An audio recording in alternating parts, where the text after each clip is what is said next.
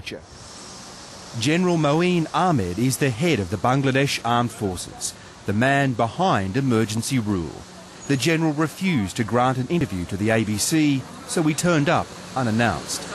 Will you take action on the allegations of human rights abuses by the soldiers? Already it has been undertaken, and all measures will be, nobody is above law in this country. So if anybody makes a mistake, he will be taken to task. Have you ordered them to stop torturing and murdering suspects? It is already not there. There is not there. There is no such things are going on now.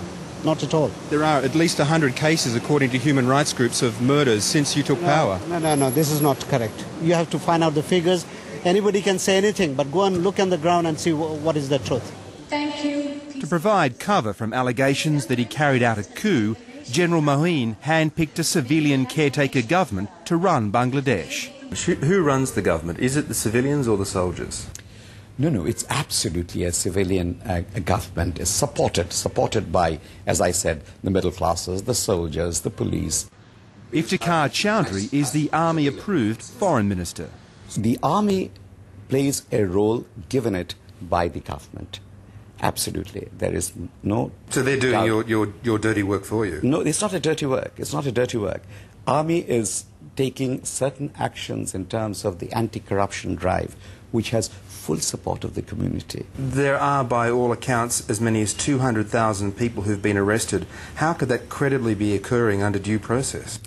The arrests are made under some allegations of breach of law.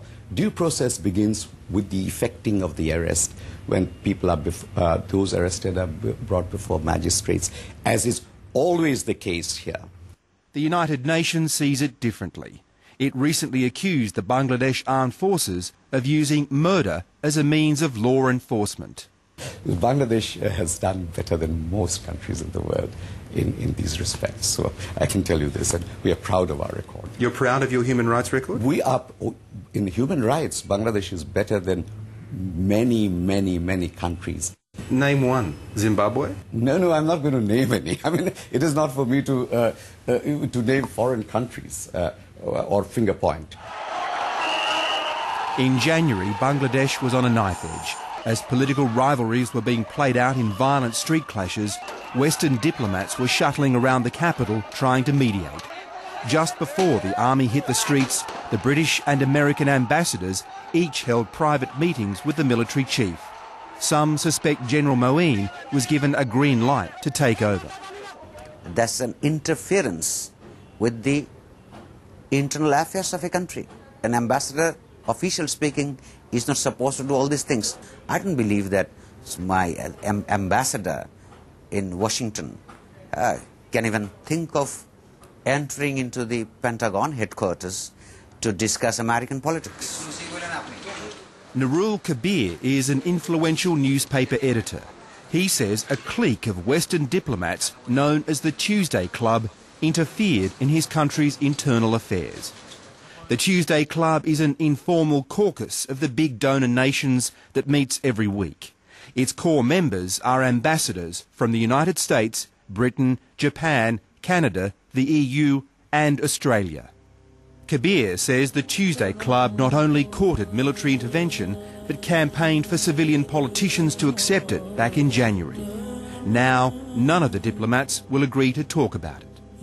We as a citizen, I feel embarrassed, and I'm sure the people of the countries that they have sent here would have been embarrassed too, to see how their high commissioners and ambassadors in Dhaka is, meddling themselves in politics, local politics. Yeah.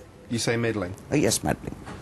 Australia's High Commissioner Douglas Foskett refused to be interviewed for this story, but he remains an open backer of the government despite the military's behaviour.